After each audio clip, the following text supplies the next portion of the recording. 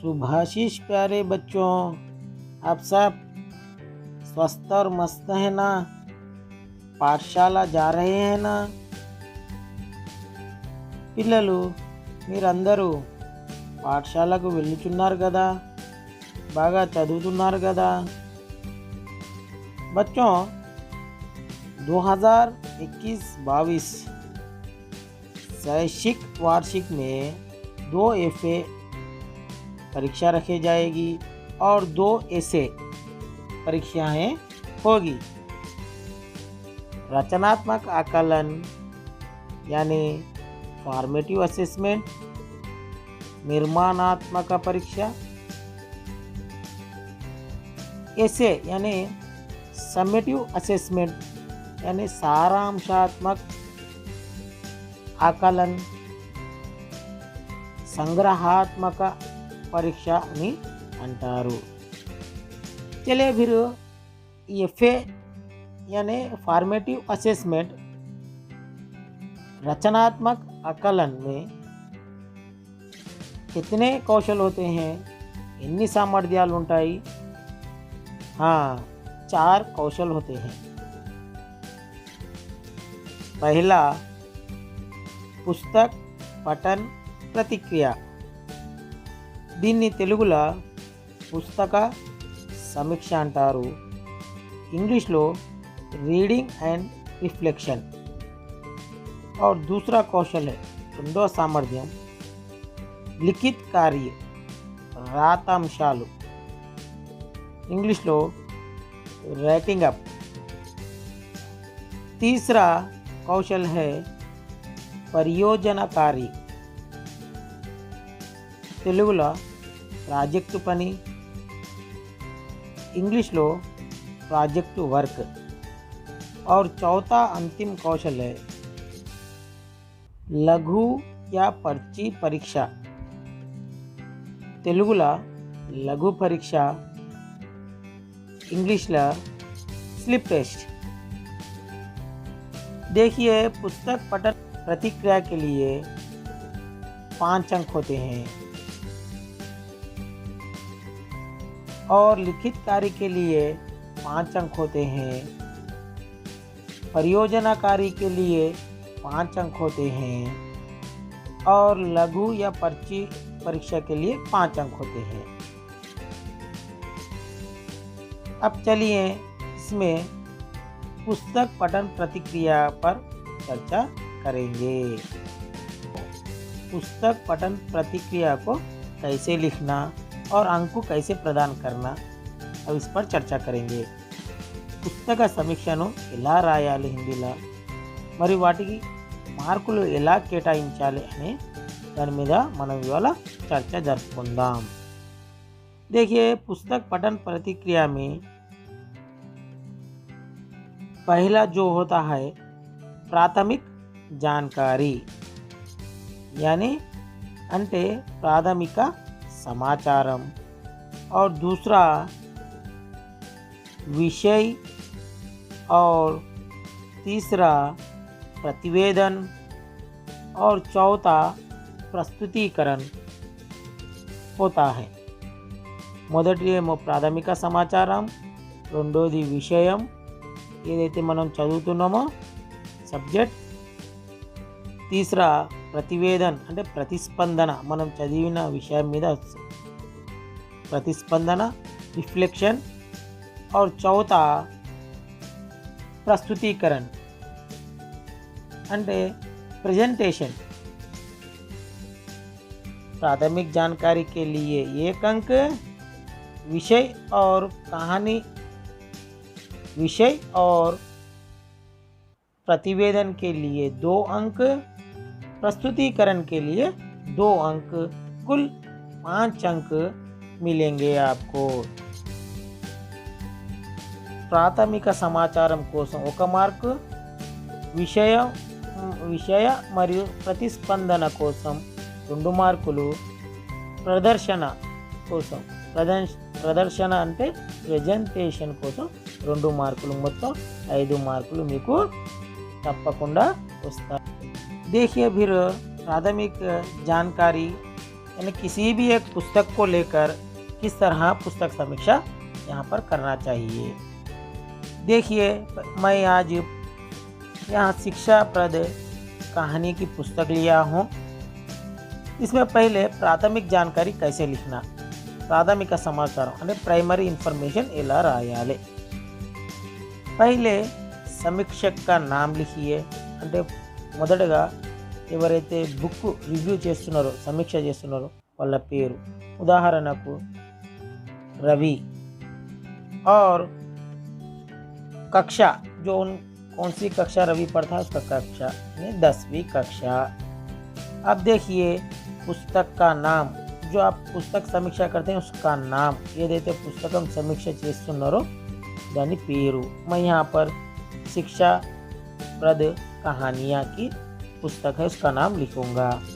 और विषय जो पढ़ा जाने वाला है पुस्तक के अंतर्गत, పుస్తకంలో ఏ విషయం అయితే చదువుతున్నామో కథ చదువుతామో ఏదైతే విషయం దాని పేరు, मैं उसमें से संबंधित कहानी मूर्ख ज्योतिष, विषय क्या है मूर्ख ज्योतिष। और इसके लेखक यानी इते ఈ పుస్తకం యొక్క రచయిత, ఒకవేళ రచయిత లేకుంటే పబ్లిషర్ प्रचुरन, यहाँ पर लेखक कौन है मनोज पब्लिकेशन। और इसका मूल्य అంటే ప్రైస్, ధర ఎంత ఉన్నది అది यहाँ इसका मूल्य 40 रुपये है, यानी 40 रुपये। पृष्ठों की संख्या 10। और ये స్తోత్రు यानी संकलन, ये पुस्तक को मैंने कहाँ से लिया, ये पुस्तकाన్ని ఎక్కడి నుండి తీసుకున్నాను, यानी संकलन की जानकारी या स्रोत। हाँ, पुस्तकालय, यहाँ पर पुस्तकालय लीजिए। और संकलन का दिनांक ఏ రోజు తీసుకున్నా, ఉదాహరణకు ఈ రోజు అంటే 6/9/2021। ये है प्राथमिक जानकारी। अब क्या करना चाहिए, मूर्ख ज्योतिष विषय को कहानी को संक्षिप्त में लिखना चाहिए। అంటే ఏదైతే విషయం తీసుకున్నామో దాన్ని సంక్షిప్తంగా అంటే సమ్మరీ రూపంలో రాయాలి। कहानी देखिए, कहानी संक्षिप्त में। किसी समय एक प्रसिद्ध ज्योतिष एक गांव में रहता था। वह लोगों का भविष्य बताने के लिए सदैव ग्रहों की चाल को देखता रहता था। एक दिन हमेशा की तरह वह सिर उठाकर आकाश को देखता हुआ चला, जिसने एक गहरी खाई में जा गिरा। कुछ राहगीरों की सहायता से वह बाहर आ सका।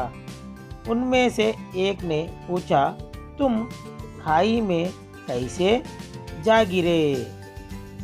ज्योतिष अपने बारे में बताया। एक राहगीर ने पूछा, यदि तुम इतनी बड़ी खाई को ही नहीं देख सके तो भविष्य की क्या रूपरेखा देखोगे?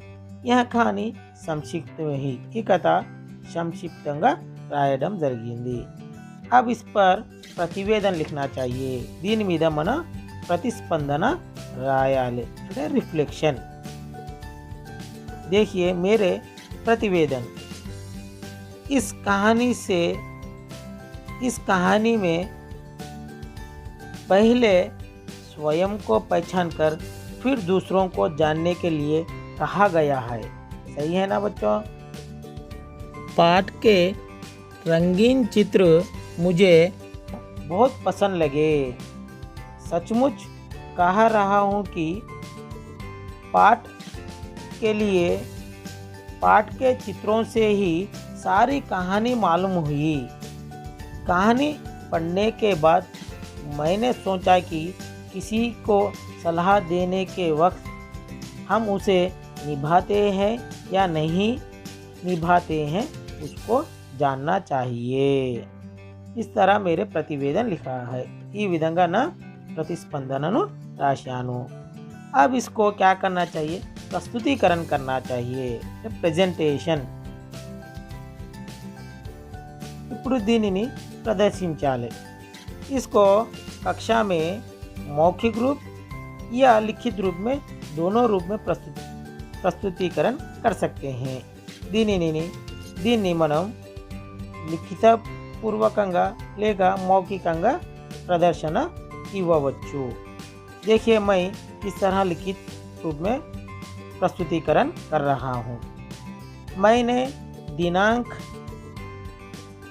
7/9/2021 के दिन शिक्षापद कहानियाँ की पुस्तक के अंतर्गत मूर्ख ज्योतिष विषय से संबंधित कहानी को कक्षा में अध्यापक और छात्रगण के सामने प्रस्तुत किया हूँ। इस तरह प्रस्तुतिकरण लिखना चाहिए। ఈ విధంగా మీరు పుస్తక సమీక్ష రాయాలి।